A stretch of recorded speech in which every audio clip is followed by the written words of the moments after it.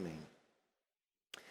Gente, já tem algum tempo que a gente tem ouvido falar sobre a palavra resistência, e alguns usaram isso numa campanha, por exemplo, contra o atual presidente, na época da campanha, com medo de esse presidente dar início a um movimento neonazista que mata gays e coisas desse tipo, não é? E aí se criou a ideia de uma resistência a ele ou a qualquer coisa nesse sentido. Há também essa palavra sendo aplicada, por exemplo, a movimentos de conscientização ecológica que procuram resistir a um avanço inescrupuloso de empresas que depredam o meio ambiente. Então há uma resistência em termos da ideologia ecológica, há uma resistência a ditadores, a imperialistas. É claro que na maior parte das vezes aos ditadores imperialistas de direita, porque os ditadores imperialistas de esquerda nem sempre existe tanta resistência assim, não é? Ninguém ousa, né? Ou muçulmano ou coisa do tipo. Mas o fato, irmãos, que a gente não tem nada contra esse tipo de resistência à iniquidade, seja ela qual for, seja ela em que lugar estiver. A resistência ao erro é sempre uma coisa boa, é verdade.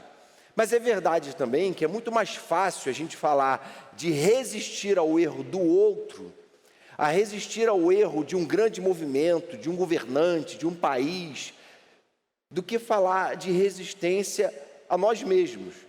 Com muita facilidade a gente profere críticas e a gente resiste a autoridades e a gente resiste a tendências, mas com muita dificuldade a gente olha para dentro de si e luta contra si mesmo. O problema é que, para nós cristãos, há uma outra leitura sobre isso. A verdade é que a palavra de Deus nos ensina e nos encoraja a encarar a nossa própria vida com responsabilidade e com grande resistência em relação àquilo que muitas vezes o nosso coração quer. Com discernimento, com sabedoria, a gente então é desafiado na palavra a esse tipo de resistência. Tiago fala um pouco sobre isso. O processo de santificação, na verdade, gente, é um processo de resistência. E a gente vai então ler Tiago 1, verso 2, ele diz assim: meus irmãos, considerem motivo de grande alegria o fato de passarem por diversas provações, pois vocês sabem que a prova da sua fé produz perseverança, e a perseverança deve ter ação completa, a fim de que vocês sejam maduros e íntegros, sem que falte a vocês coisa alguma.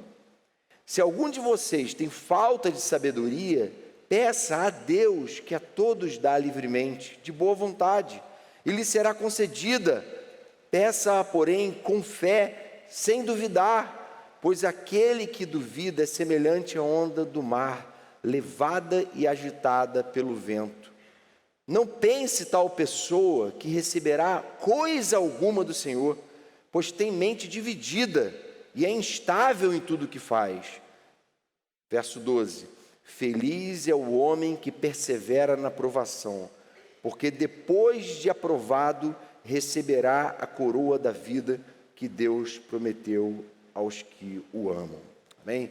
Então, Tiago está falando aqui desse tipo de resistência em que a gente precisa perseverar. E ele está falando isso porque a gente sabe que tem uma natureza pecaminosa que muitas vezes impõe essa necessidade de resistência a nós mesmos. Paulo chega a dizer assim: olha, ao querer fazer o bem, encontro uma lei que é mais forte do que a lei da minha mente, que é mais forte do que a minha consciência, que é a lei de que o pecado vive em mim.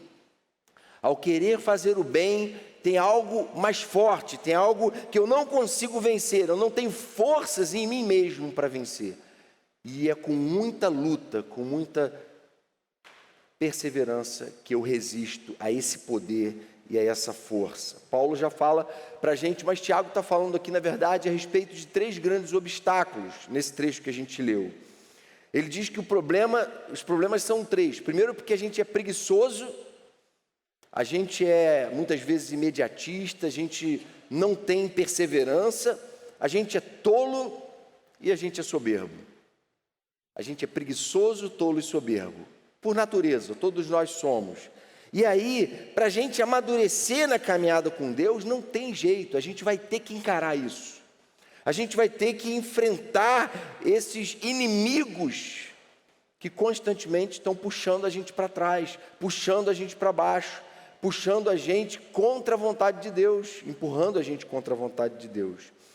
E aí ele fala de algumas qualidades que são fundamentais para que eu e você vivamos uma vida vitoriosa na presença de Deus.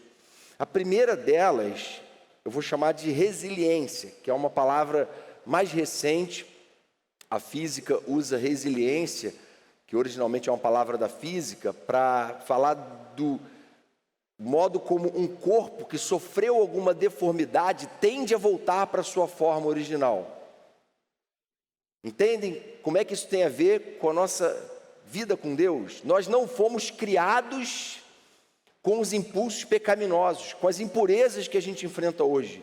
Nós não fomos criados com a tendência à ira, a tendência à mentira, a tendência à imoralidade.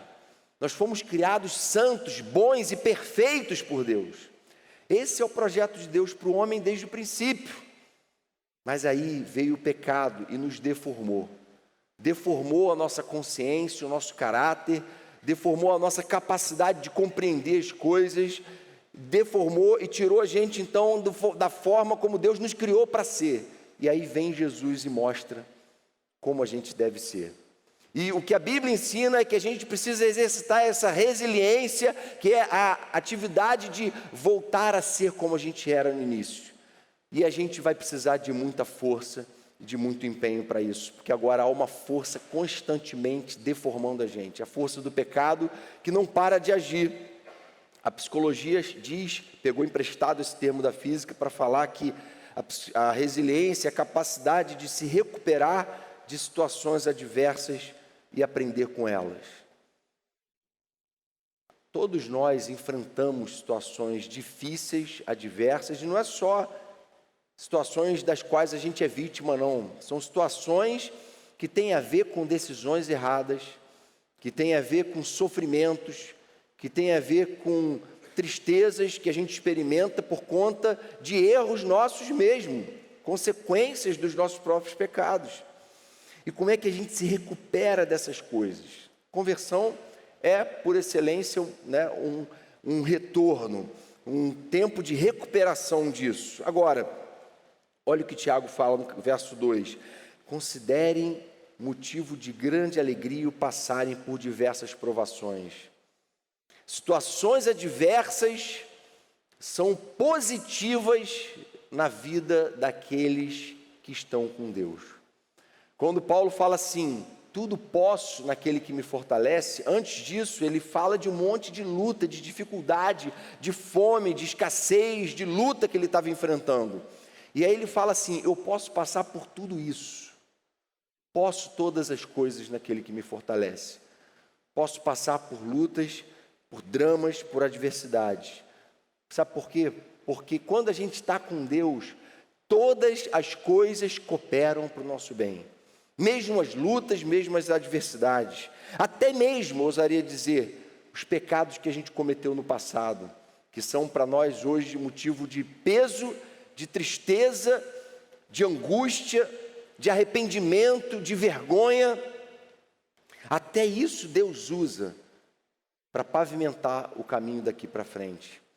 E é isso que ele está falando, olha, verso 3, vocês sabem que a prova da sua fé produz perseverança. E a perseverança deve ter ação completa, a fim de que vocês sejam maduros e íntegros, sem lhes faltar coisa nenhuma. Não tem como você se tornar um cristão maduro, não tem como você crescer na sua relação com Deus, se você não for uma pessoa resiliente, uma pessoa que insiste, uma pessoa que tem se empenhado, tem se esforçado, tem perseverado no meio das provas. Não tem como. É preciso você deixar que essa atitude de persistência vá forjando o seu caráter. que a gente faça isso, que a gente deixe que Deus forje o nosso caráter. E muitas vezes, gente, isso leva tempo. Um dos grandes desafios da juventude, de um modo geral, é lidar com a ditadura do urgente, não é? Com aquele problema de querer as coisas na hora, porque a gente vive numa lógica de mercado em que antes que você soubesse que você precisava de algum recurso tecnológico, as empresas já pensaram nessa demanda por você e já lançaram um novo celular que tem esse recurso que você nem sabia que um dia poderia existir, nem você ia precisar, e agora você precisa dele. Então há sempre um passo à frente, você está sempre se sentindo para trás, e as coisas precisam acontecer nessa velocidade, a toque de caixa, não é? Essa semana eu estava conversando com o Isaac, meu filho, Isaac angustiado, abrindo o coração, pai, 9 anos de idade, pai, será que eu vou conseguir ser um jogador do futebol europeu? Será que eu vou para a Europa jogar futebol?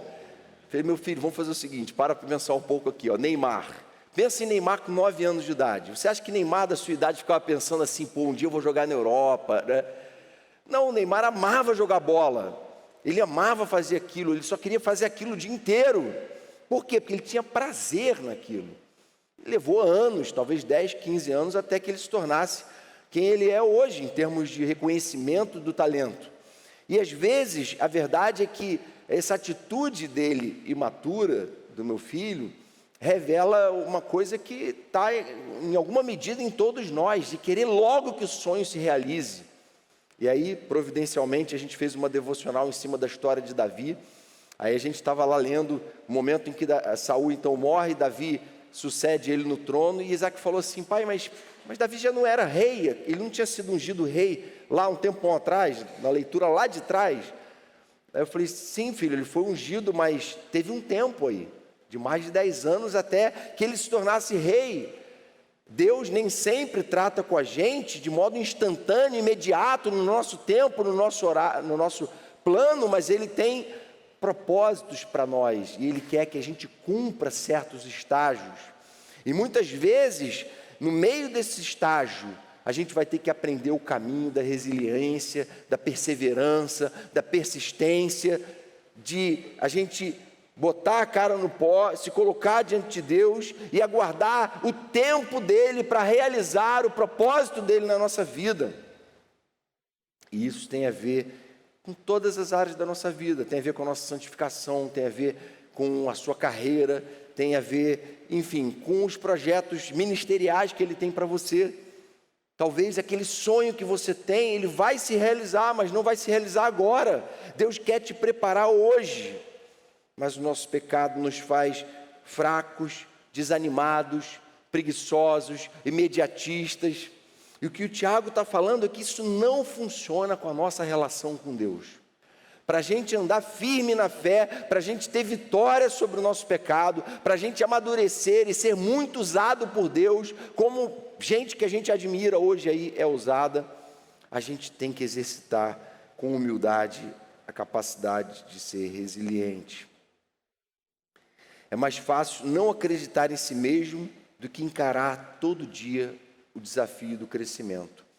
É mais fácil a gente se acomodar, eu não acredito em mim mesmo, eu não nasci para isso, eu não preciso fazer porque já tem gente fazendo, e a gente vai enterrando sonhos e propósitos e projetos que às vezes Deus deu para a gente, porque a gente não tem resiliência, que a gente não entende que a palavra de Deus está dizendo para a gente se alegrar nas provações. A provação é um obstáculo, mas obstáculos não existem para nos impedir de ir além, mas existem para serem superados diante de Deus, pela fé. Esse é o diferencial que a nossa fé nos dá.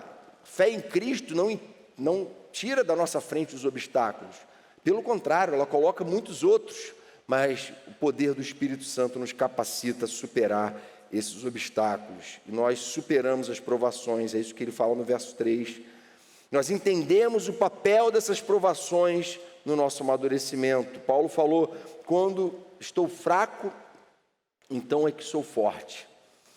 Mas Paulo não falou isso reconhecendo apenas a sua fraqueza como uma virtude. ele fala isso para duas coisas. Uma era reconhecer a dependência dele de Deus. A primeira coisa que ele quer dizer é isso. Quando eu sou fraco, aí eu entendo a dependência que eu tenho de Deus. Mas como é que ele termina a frase? Então é que sou forte. É nesse momento que eu entendo a minha dependência de Deus, que eu busco a Ele, que eu me coloco diante dEle, que eu coloco diante do altar dEle a minha vida, meus talentos, minhas capacidades, meus dons. É nesse momento que eu não sou nada e Ele é tudo em mim. É que eu sou forte, ou seja, Ele é forte. E muitas vezes é possível que a gente fique falando, não, eu sou fraco mesmo, não, eu sou isso mesmo, se lamentando, se diminuindo, esquecendo que Deus tem um propósito para nós, apesar de nós. E que Ele quer que a gente supere essas fraquezas de forma perseverante. Não há mérito em reconhecer nossa fraqueza, se isso não nos leva a conhecer o poder de Deus. Não há mérito nenhum em falar, eu sou fraco mesmo, tá bom. Não, Paulo não falou, eu sou fraco. Não, ele falou, quando eu sou fraco, então é que eu sou forte, amém? Essa que é a verdade. Não há mérito nenhum em ficar reconhecendo a própria fraqueza, mas há mérito em falar, apesar da minha fraqueza, Deus tem me chamado, Deus tem me desafiado, Deus tem tratado comigo. E Deus quer que eu chegue onde Ele vai me levar. Segunda qualidade desse processo de ser um herói da resistência de si mesmo, e não um herói da resistência de uma tendência ideológica, ou seja, o herói da resistência na fé é alguém que pratica honestidade para com quem ele mesmo é e para com quem Deus é. Ele fala assim no verso 5, se algum de vocês tem falta de sabedoria, peça a Deus que a todos dá livremente, de boa vontade, e lhe será concedida. Muitas vezes, a gente fica se escondendo atrás da nossa própria falta de sabedoria, da nossa própria incapacidade, e a gente tende a assumir uma posição de vítima. Essa é uma tendência nossa, isso é pecaminoso. Primeiro ele tratou o problema da preguiça, o problema da acomodação. Agora ele está tratando o problema da falta de honestidade, da falta de entender que o problema não é que eu não tenho as ferramentas, que Deus não proveu para mim os meios de eu me tornar alguém muito usado por Ele, alguém santo na presença dEle. Deus proveu. Qual é o problema? É falta de sabedoria? Eu não tenho sabedoria tantas vezes. Peça a Deus. Tiago está sendo prático. Você pode dizer que tem pedido sabedoria a Deus todo dia na sua vida? Gente, sabedoria para o resto da vida é uma coisa que a gente tem que pedir todo dia, em diversas situações diferentes que surgem durante o nosso dia. E Tiago fala, não venha com desculpa esfarrapada, você não é uma vítima. Se você precisa de sabedoria, se é isso que te falta, assuma a responsabilidade, peça a Deus. Assuma uma atitude adulta na fé, seja honesto. Sabe aquela história do jovem rico que se aproximou de Jesus e com aquele discurso, né? Senhor, tudo isso eu tenho observado, como eu tenho sido zeloso e obediente à tua palavra. Mas Jesus discerniu que ele tinha coisa que ele estava guardando ali, escondendo. Por isso ele estava em crise de fé, em crise se era salvo, se não era salvo. Gente, quantas vezes a gente recebe pessoas, às vezes, para conversar, que falam isso, estou num momento de crise de fé, estou tão frio na fé, parece que meu coração se esfriou tanto. E as pessoas, às vezes, não fazem essa leitura de si mesmo, sincera, franca e honesta, para reconhecer que tem um ídolo ali dentro. No caso do jovem rico era a riqueza, não é? E Jesus falou para ele, vai e vende tudo que você tem. A palavra é muito clara em relação ao fato de que a gente precisa tomar atitudes práticas naquilo que Deus já mostrou por A mais B, de frente para trás, de cabeça para baixo, por todos os ângulos, que é a vontade dEle para nós. E tudo que Ele quer é que a gente Tome uma atitude em relação àquilo. Porque isso com certeza está atrapalhando e vai continuar atrapalhando a sua caminhada com Deus. Você não vai experimentar essa resistência, você não vai experimentar essa vitória, você não vai sair vitorioso na luta contra o pecado. Você só vai fazer isso se você pedir a Deus em oração sinceramente, sabedoria, poder, graça, para superar aquilo que hoje está atrapalhando a sua caminhada com Ele. Amém, gente? A gente precisa ser franco e sincero. Você conhece as Escrituras? Você conhece a Bíblia? Você tem o Espírito Santo? Se você conhece a Bíblia e tem o Espírito Santo, você tem tudo o que você precisa para vencer o poder destrutivo do pecado no seu coração. Você tem tudo o que você precisa para ser alguém poderosamente usado por Deus na vida da sua família, na vida dos seus vizinhos, na vida dos seus amigos de oração, dos seus colegas de classe, seus amigos da praia. Você tem tudo o que precisa. Nossa parte é apenas chamar o pecado de pecado. Falta sabedoria? Peça a Deus, busque na palavra dEle. Ele já nos equipou com a armadura necessária para essa batalha. Amém, gente? A gente precisa entender isso. Ele nos criou para isso. E a terceira qualidade que é importante nesse processo de ser um herói da resistência de si mesmo é a integridade. Ele fala assim no verso 6: aquele que duvida é semelhante à onda do mar, levada e agitada pelo vento. Não pense tal pessoa que receberá coisa alguma do Senhor, pois tem mente dividida e é instável em tudo que faz. Integridade é quando a pessoa vive conforme ela crê que Deus criou ela para ser, para viver. Quando a pessoa faz uma coisa que ela sabe que está errada e que ela mesma condena, porque ela sabe que Deus condena, ela está faltando com integridade. Um íntegro é alguém que o tempo inteiro se preocupa em agir conforme as suas convicções de fé. E ele está falando que tem um tipo de gente aqui, que o texto original diz que tem duas almas, uma pessoa de alma dupla. Num certo lugar é de um jeito, o comportamento é um. Dependendo do lugar que está, muda, é outra personalidade. Dependendo do lugar, se comporta de um jeito. Se for em outro lugar, aí o comportamento já é outra pessoa, você nem reconhece. E ele está falando que existe esse tipo de gente que acaba sendo um fracassado na vida espiritual, que não está apresentando resistência nenhuma ao engano do seu próprio coração. Eu lembro que tinha uma esquete que a gente fazia antigamente,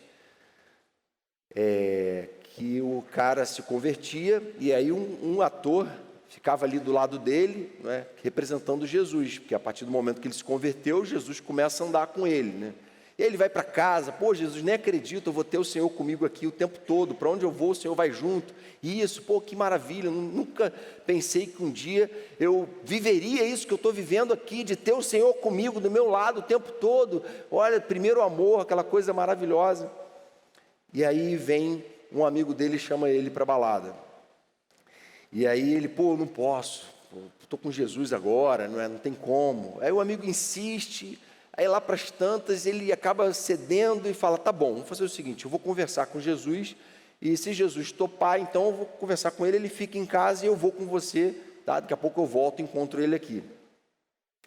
E aí ele vai para Jesus e fala: Jesus, vou dar uma saidinha com o meu amigo, tá? Daqui a pouco eu estou de volta. E quando ele começa a sair com um amigo, Jesus vai atrás. É natural, Jesus está com ele em todo o tempo, esse é o voto, essa é a aliança, não é? E aí Jesus vai atrás, e aí ele: não, Jesus, espera, você não entendeu, você não pode ir comigo, eu estou indo para um lugar que você não vai gostar. E aí, enfim, fica nesse vai e vem aí, até o ponto que ele perde a paciência com Jesus, e Jesus, quer saber, eu não quero mais andar com você não. E ele toma uma decisão. Uma pessoa de ânimo duplo, uma pessoa de alma dupla, uma pessoa dividida de mente, uma pessoa instável em tudo que faz, uma pessoa que não tem firmeza de fé para se posicionar. Só um parêntese aqui, nem toda balada é diabólica, nem toda balada necessariamente induz ao pecado. Pode haver aí uma festa ou outra que você vá, que você ali não foi induzido ao pecado, e o apelo daquilo ali não era, tá? Só um parêntese, não há necessariamente uma questão em relação a isso, mas na maior parte a gente sabe que o apelo é pecaminoso, né? Então, a mente dividida é isso, flerta com o pecado, não se posiciona, fica em cima do muro, é o famoso isentão, não é? Não, eu não sou isso nem aquilo, eu não sou nem tanto nem tão pouco, nem 8 nem 80, eu sou o equilíbrio em pessoa. Quando, na verdade, o próprio Jesus falou, olha, quem comigo não ajunta, espalha. Quem não é por mim, é contra mim. Não existe em cima do muro, não existe mais ou menos crente. Existem aqueles que têm compromisso com Jesus e eu só vou para lugares em que Jesus vai estar lá comigo e eu vou fazer diferença ali, ou eu não vou para lugar nenhum. Eu quero estar onde Jesus está. Eu quero impregnar minha mente e meu coração das coisas de Deus. E a gente precisa aprender o caminho da integridade, de se posicionar com firmeza diante das questões do nosso tempo. A gente vive muitas questões hoje no nosso tempo que desafiam a nossa fé. Só que não é muito bacana você se posicionar como cristão. Não é muito popular você falar para as pessoas o que Jesus falaria para elas. Não foi na época de Jesus. Na época dele, por que ele foi parar na cruz? Que ele falava coisas que as pessoas não queriam ouvir. Porque o que ele falava calava fundo no coração das pessoas. Impactava. O que ele vivia e o que ele encarnava em termos de valores confrontava a sociedade, confrontava os poderosos, confrontava as pessoas. E a mesma coisa vai acontecer com a gente. E Deus quer que a gente experimente essa estabilidade. Deus quer que a gente aprofunde nossas raízes. A pessoa instável é como aquela semente que caiu na rocha, só que até germinou, até brotou, mas por não ter criado raiz, a primeira tempestade que passou levou aquela planta. Tem cristãos que são assim, não criam raízes, não aprofundam a relação com Deus, só que a planta se alimenta através dessas raízes. A gente só está alimentado com Deus se a gente estiver aprofundando nossas raízes no Evangelho. E aí o Evangelho vai alimentar a gente não só vai brotar e germinar, mas a gente vai crescer e dar frutos. Amém, irmãos? Essa é a verdade que acontece com a gente. Mas muitos cristãos, em cima do muro, são como essa planta que cresceu em cima da pedra, brota, germina, mas daqui a pouco morre, porque a raiz não tem penetração e ela para de ser alimentada. E a gente precisa abrir o coração para o Senhor, para que Ele torne nosso coração uma terra fértil, para as raízes crescerem, a nossa relação com Ele se aprofundar. Deus quer nos fazer íntegros, conscientes da nossa identidade segundo Ele. Por fim, concluindo aqui, irmãos, ele conclui aí no verso 12: feliz é o homem que persevera na provação, porque depois de aprovado, receberá a coroa da vida que Deus prometeu aos que o amam. Aquele que é um herói da resistência contra si mesmo, estou falando de heroísmo social, político, nada disso, estou falando de herói diante de Deus, alguém que tem dia a dia resistido ao poder destrutivo do pecado no seu próprio coração. Tem uma promessa muito clara de Deus aqui. Feliz é o homem que persevera na provação, porque depois de aprovado, receberá a coroa da vida que Deus não prometeu a todo mundo, que Deus só prometeu aos que o amam. E aquele que me ama, faz a vontade do meu Pai que está nos céus. Quem tem os meus mandamentos e os guarda, esse é o que me ama. E aquele que ama o Senhor, Ele vai dar, no fim, no último dia, uma coroa da vida para viver eternamente com Deus em glória.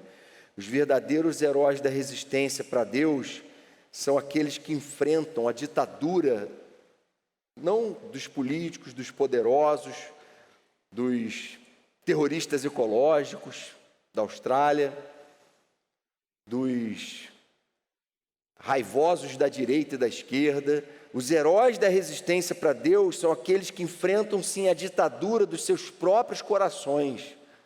Esse é o nosso desafio, irmãos. Não tem glamour nisso, tem cruz. Não tem popularidade por causa disso. Tem uma vida restaurada, regenerada, reconciliada com Deus, de forma que a gente pode não ter nada, mas tem uma paz no nosso coração que nada mais compensa, nada mais explica, nada substitui, nada mais satisfaz. É só Ele, só Cristo em nós, Ele vivendo em nós e nos dando uma outra perspectiva de vida e de vida eterna na presença dEle. Amém, irmãos? Então, recapitulando aqui, para a gente guardar aplicações: seja resiliente, não se deixe vencer pelas adversidades, não acredite que você é menos do que aquilo que Deus diz que você é. Um pecador indigno que estava rumando para a morte, mas que por amor, Ele morreu por você e por mim.